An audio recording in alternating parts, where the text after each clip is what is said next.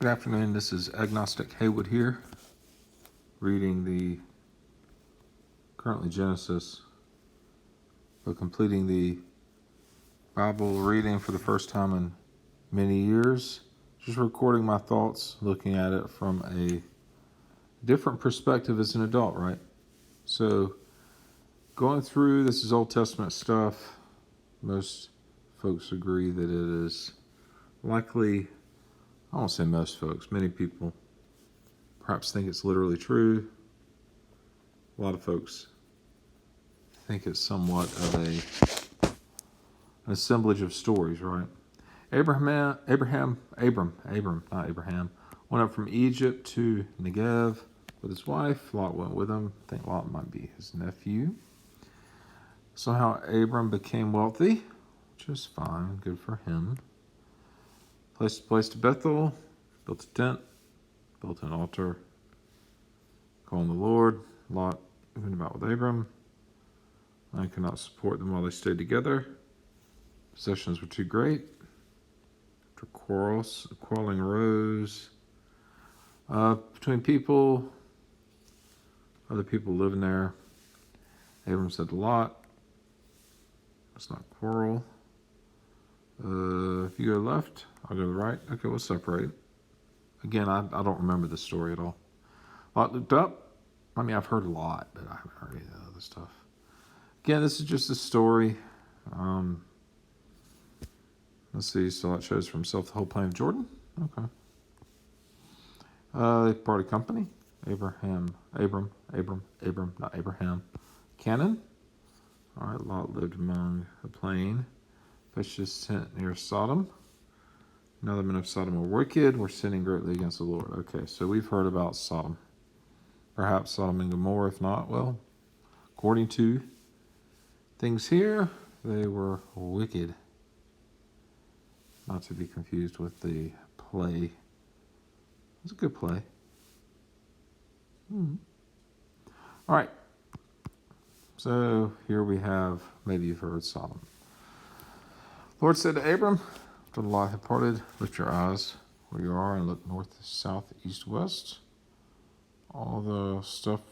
Okay, so Lot left and everything was promised to Abram. Make your offspring like dust of the earth, so if anyone could count the dust, the offspring could be counted. Go walk through the length and breadth of the land, for I'm giving it to you. Okay, so spiritual God interacting with Abram, saying, I'll give you everything. Abram moved his tents. Okay, that's fine. Went to live near the great trees at Hebron, where he built an altar to the Lord. Okay, fine. All right, let's try to do this. Passage 14 as well.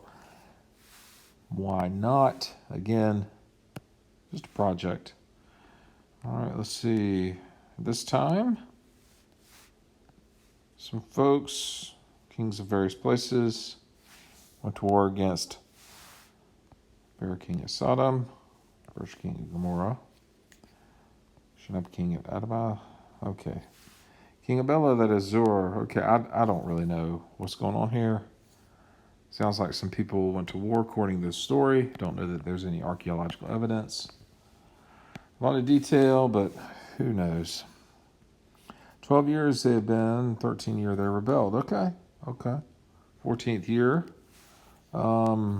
People fighting. Oh, yawn, snore, who cares? Then the king of Sodom, the king of Gomorrah, Adabah, Bela, Zor, marched out and drew up the battle lines. All right. 4 kings against 5. Okay. A good old battle royal. Cage match. Ancient cage match. All right, there's some angry jokers. Everybody's mad. Why are they so mad? You might say, I don't know why they're mad. They're just mad, dude. Everybody's pissed. All right. So-and-so. Okay, we got places filled with tar pits. Sodom and Gomorrah fled. Some of the men fell into them, and the rest fled to the hills. So people are actually falling into tar pits. I'm not so sure I understand how you couldn't see that. All right. They also kidnapped Lot and his possessions. All right. So, all right. Let's see. Let's get this moving. One who had escaped came and reported this to Abram, the Hebrew. Okay. Interesting to call him that right there. It's just now Abram was living near the great trees. Let's see. All were allied with Abram. Called out 318 trained men. It's rather specific. Born in his household, went in pursuit as far as Dan. Not to be confused with people named Dan. During the night, let's see, divided his men to attack him. He routed them. He recovered all his goods. Abram returned from defeating some people. All right. People came out to meet him. Brought up bread and wine. Priest of God Most High. Okay, that's new. I haven't heard that one before. Blessed Abram. Mind you, I guess all this is unfolding before omnipotent God, as God knew it would happen. Setting up the dominoes to fall, I guess. I don't really know. It doesn't make sense to me. I'll just leave you at that. Abram gave him a tenth of everything.